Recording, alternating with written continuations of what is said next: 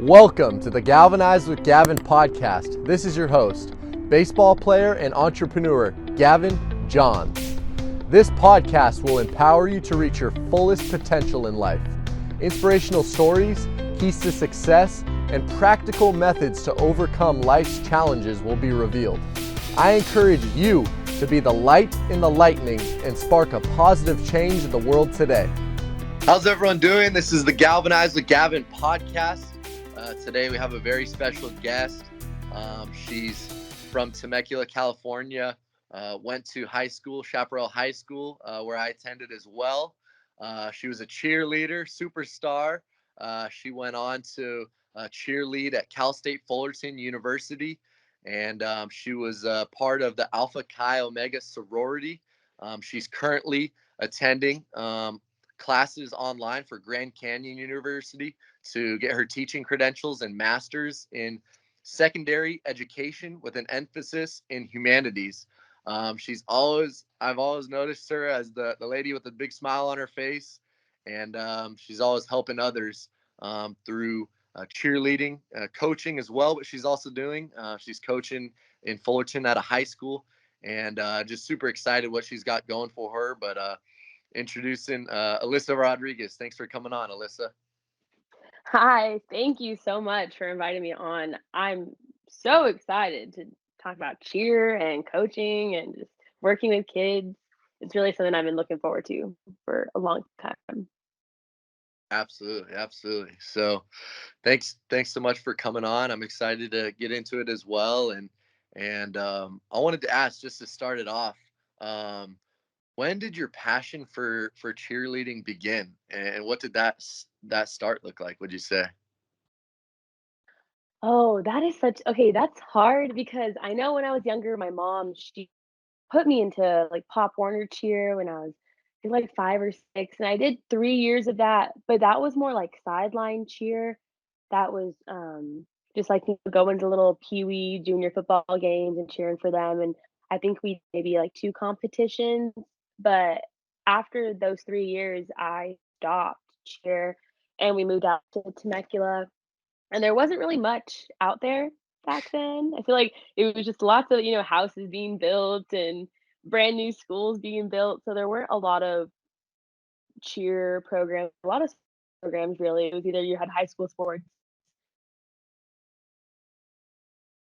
So it wasn't really until high school where I started finding my love for cheer because I wanted to do gymnastics when I was younger. I was obsessed with this show called Make It or Break It on ABC Family. And I kept asking my mom, like, I want to do that. I want to flip. Like, I want to show her, like, I'm flexible. Look, I'm working on my splits. Like, I can do this. And she's like, oh, you're too tall. I'm like, well, what do you mean I'm too tall? I'm in seventh grade. And it's like, well, you're also too old to do gymnastics. I was like, okay, well, I want to do the cool things. I want to go out there and perform and work on my routines. And she was like, no, that's, again, you're too tall. So I had to beg her for a year to put me into tumbling classes at a gym, a gym nearby called Sega. And I realized quickly that she was right. I was way too tall. I was way too old. These girls that were in my class were like 7. It was crazy. And I Wow. was just like, okay, well, these coaches too. Gymnastics, I don't know if you know this, but it stunts your growth. So the coaches alone were almost my height. And I was like 12, 13. So I was like, there's no way these people are going to help me flip and lift me and show me the correct, body positions that I need to be in for these skills. And then my mom was like, well, why don't you get back into cheerleading? And I was like, that's actually a pretty good idea. But I had no idea where to go to like gain more knowledge about cheer because it was either you did like all-star cheerleading, which was super crazy expensive, or that was it. Like there was no like clinics you could go to. Like I guess for like, for baseball, you'd find someone like a pitching coach, like a batting coach, like you'd go to these little like garages and they would have all the nets and everything would be ready for you, We didn't have that for cheer. Mm. But my mom, she worked at Albertsons and she actually worked with a high schooler who was the captain of Chaparral's cheer team that year. And she hired her to come to the park with me on Fridays after schools. And show me just like basic cheer things like cartwheels, my jumps, my motions, a few cheers from Shap. And she really got me ready for tryouts. So it just worked that I had like that person. Her name was Bree at my disposal. And because of her and because of like all the work I put in after school on Fridays, um, I made the team, which was crazy because I really had no experience. I guess I wouldn't really consider Pop Warner experience because I knew girls that did like Temecula Valley, Pop Warner, and for years or Intensity All Stars, and they were just ready. Like they had the cheer moms, the big bows, like they had cheer shoes, and I just pulled up my Nikes and I was like, "Well, we're doing this." That's funny. No, that's awesome. That's awesome to hear how it started, and that passion started from the young age. Um, so I wanted to fast forward a little bit to Cal State Fullerton. Major university, major institution in the United States, and a lot of people, they work to go there. They work really hard to go there, and you got an opportunity. I wanted to ask just one, how was that experience? And then two, I wanted to ask how that prepared you, the sorority, school, and cheerleading at Cal State Fullerton, how that prepared you for the real world. What would you say? Okay, well, so the first part, I got to Fullerton because I knew it was like a really good school for teaching. I heard so many great things about it. And also, I heard that they were probably going to compete that year for the first time as a cheer program. They just hired this amazing coach named Katie Bowers, and she had already won like so many championships. So that was the one thing I was missing from high school was competing.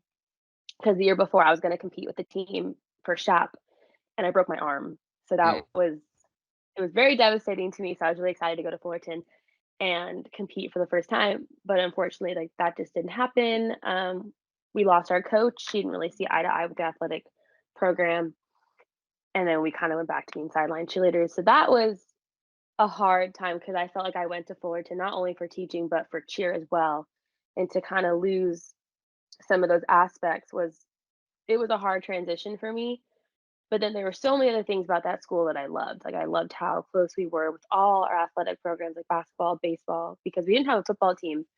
So we really had to be close to all these other sports like soccer, volleyball. We'd go to all these events and, basically give our time and um, be a part of the community there.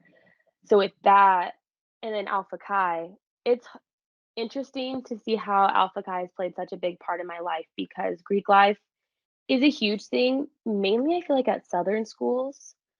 So to go to a commuter school and to find that sense of community and like family and friendships within the 6 sororities on campus and like I think there's like 8 or 6 fraternities on campus, which is crazy compared to other schools, there's like 20 of each.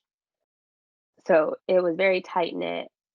And going off of that, like cheer, sorority, teaching, preparing me for the real world, it really showed me, I guess, like you could say, like the business side of your adult life, like, always be presentable, always be on time, like time managing, holding yourself accountable and responsible because not everything's going to go your way, but you have to figure it out for yourself.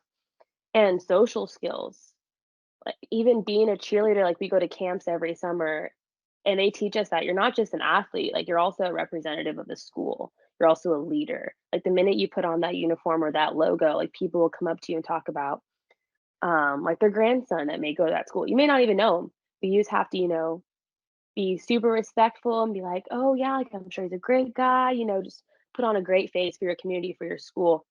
So that helped me in the sense of like going to job interviews and like working at other jobs because you just have to be so personable, so respectful and aware of other people's time, other people's work.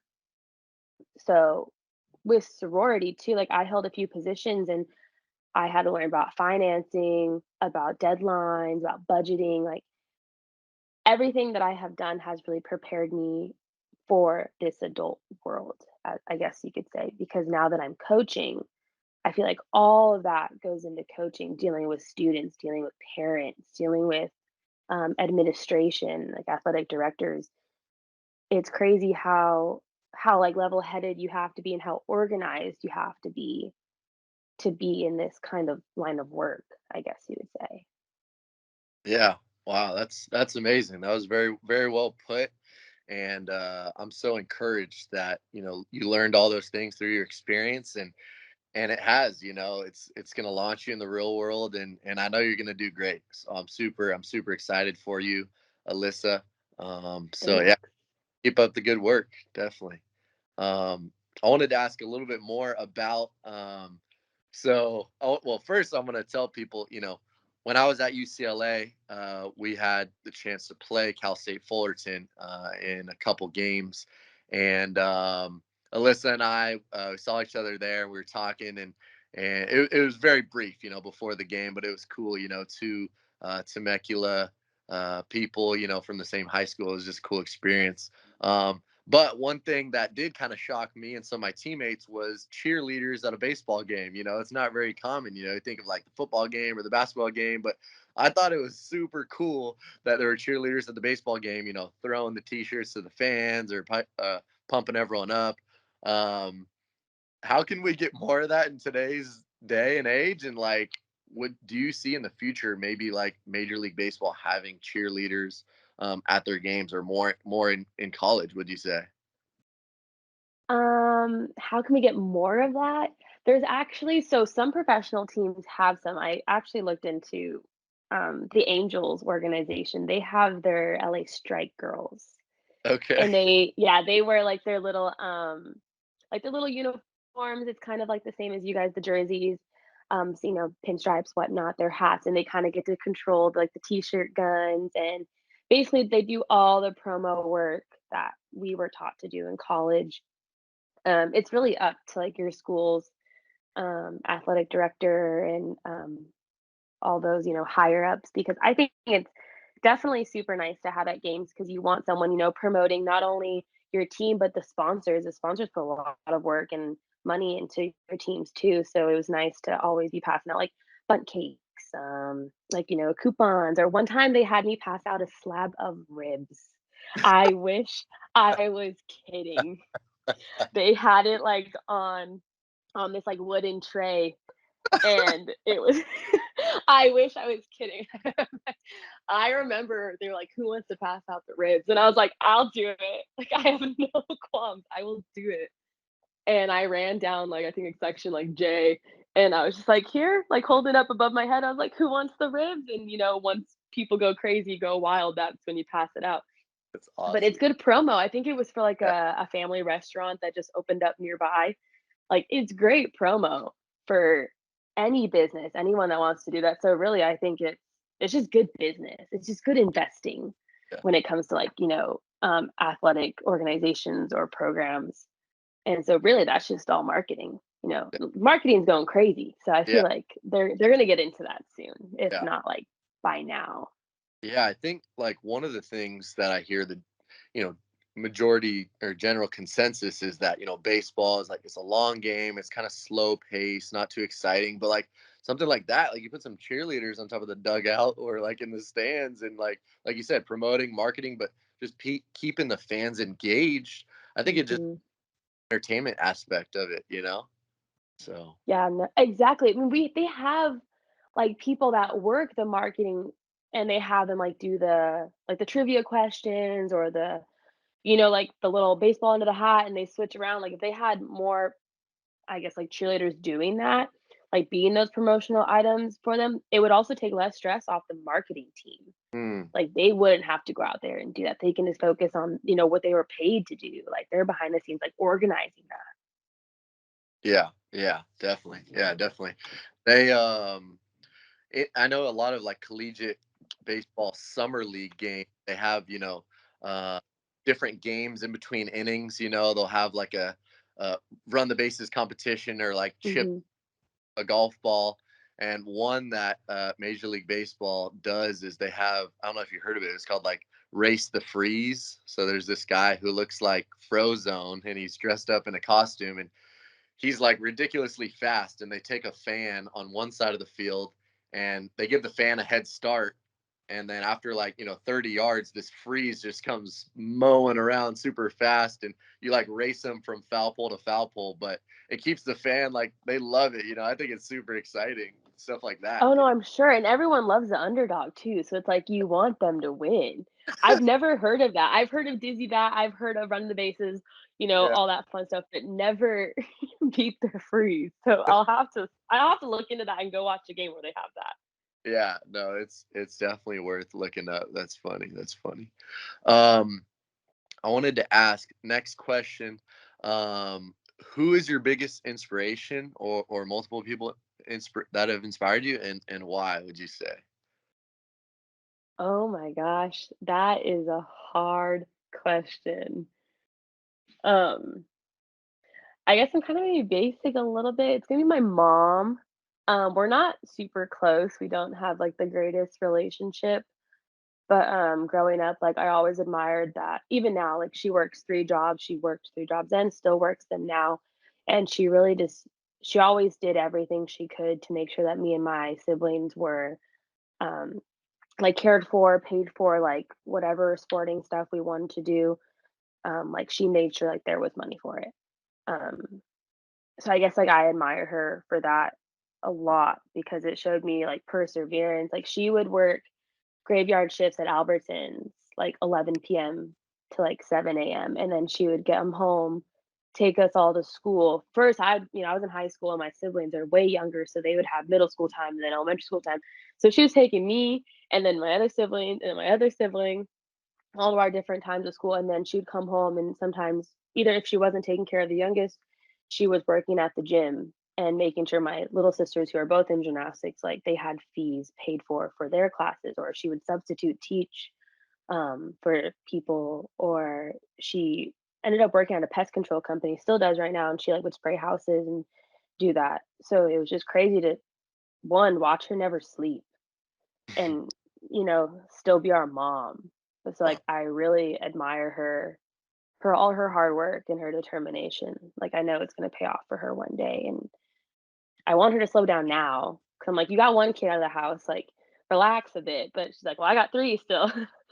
So, it'll be nice to, like, see one day when she's taken care of. Yes, definitely.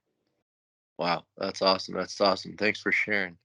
Um, it's definitely important, to reflect and acknowledge those things, because that makes you who you are, and that keeps you going, and no, that's super encouraging. That's super encouraging. So, the next question I want to ask, I'm curious. You know, you have been coaching cheerleaders recently at the high school level. I wanted to ask, um, as far as the cheerleaders, and you being a role model to them, a mentor to them. What are some of the biggest questions that maybe some of them ask you? From your experience, it could be about life or about gymnastics, anything. What are some of the biggest questions that you get, would you say? Um, they always ask me, like, "What'd you do this weekend?" It's so weird. It's so weird, like, they wanna know my life because I try to keep it very private. We're not allowed to let them follow us on Instagram.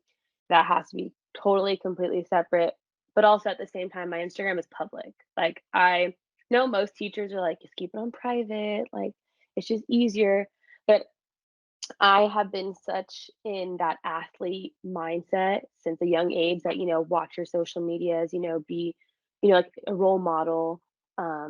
Stuff that you wouldn't want your grandma to see shouldn't be on social media. So I'm very open with my social media, but they're always like, "Where'd you go this weekend?" Like they call me Coach A Rod.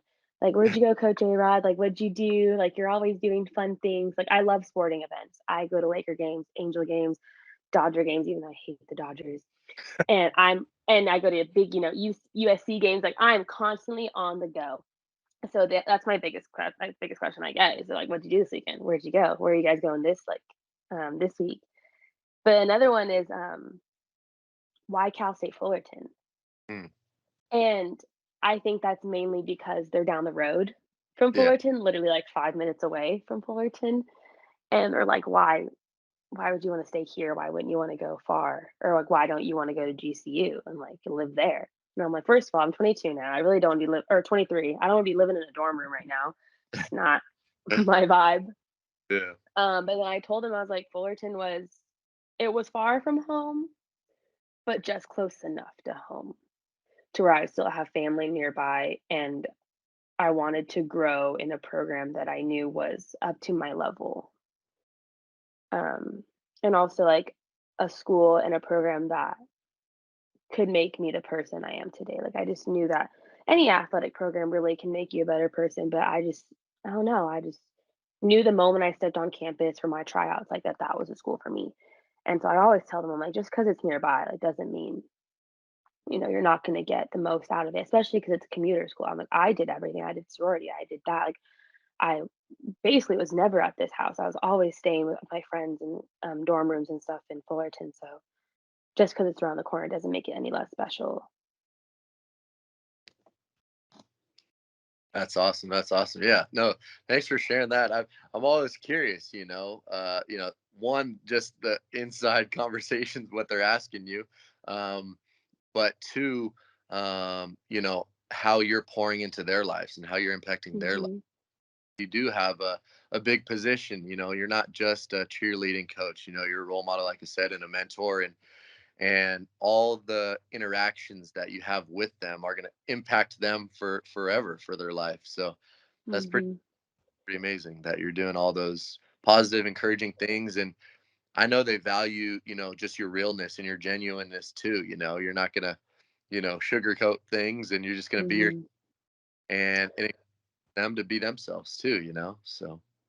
Oh, 100%. It's what I've actually been struggling with recently is that because we're so close in age, like, and they're my sister's age, um, I like kind of want to treat them like my friend, but I know at the end of the day, like, Yeah. okay, no, we gotta run this routine. We gotta get this done down. So it's hard. Like they'll come up to me and be like, "Coach A-Rod, do you like BTS?" And I'm like, "No." First of all, no. But second of all, go warm up. Like, why are you standing here talking to me? Like, I Yeah. love that they love me and they see me as their friend, but I'm also trying to find that fine line, that balance of coach and then friend. Because Exactly. there are some girls that like need the friend a little more or need like the mom a little more, and then there's others that just want to coach.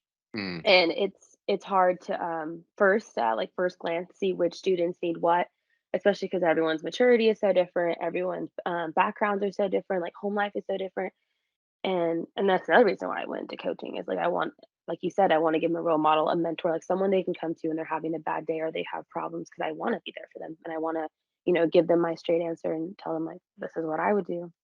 mhm. Yeah. No, that's awesome. Thanks for sharing. Thanks for sharing. My next question I wanted to ask, as we're wrapping up here, is um, your joy, your smile. I feel like you have this glowing personality, this glowing aura about you. Um, where does that come from, and what just keeps you smiling all the time? Would you say throughout your day? Um, just that I feel like I set goals for myself, and I feel like I'm finally getting there. But I'm appreciative of the journey. Like the whole time that I've been working towards teaching and coaching, and my end goal was ultimately working with high school students. It's just so nice to see that it's paying off. I guess because we talked about it a little before the interview, but like I had a rough upbringing with my mom and my stepdad. So moving out from Temecula to Orange County was really just in my best interest. And because of certain situations that I went through in high school, I knew that I wanted to work with high school students. I knew I wanted to be like a pillar for them, like a role model and someone that could be that parent, like model for them. I honestly didn't even know going into college what subject I wanted to teach. I just knew it had to be in high school. And I mean, and I knew that it couldn't be math. No way could it be math. Not But math.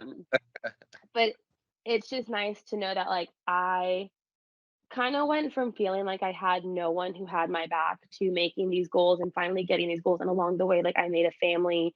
I found a sense of community, whether it was in my teams, my sorority, my friends in fraternity.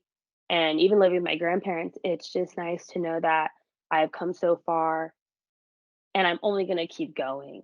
Yes. So, Go. it really just you wanna make life worth it. We only get one. So, by doing all that, it just really made I guess I'm just proud of myself because I feel like I never really had the proudness come from, like, my parents or my mom.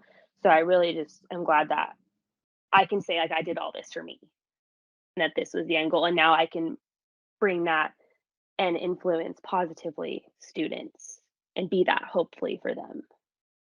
I love that. I love that. That's super encouraging. That's super encouraging. That's a great perspective. And I really appreciate you sharing that, Alyssa. I really do. Thank Well, you. I really appreciate you as well, just coming on. And I hope everyone enjoyed tuning in. I know they're going to get a lot out of this. And it's just super awesome having you on, Alyssa. Thanks so much. Thank you. Thank you so much for inviting me and this whole thing you're doing. I think it's great. I hope your listeners, viewers, that they appreciate everything you're trying to do because you're trying to put more like hope and joy into the world. And I think that's great. Thanks so much, Alyssa. I really appreciate it. And we'll talk soon. Thanks, everyone, again for tuning in. Thank you all for tuning in to the Galvanize with Gavin podcast. I hope you were inspired and empowered to reach your fullest potential in life. For more resources, visit gavinjohns.com. For businesses interested in sponsoring the podcast, visit gavinjohns.com/sponsor. Thank you all, and God bless.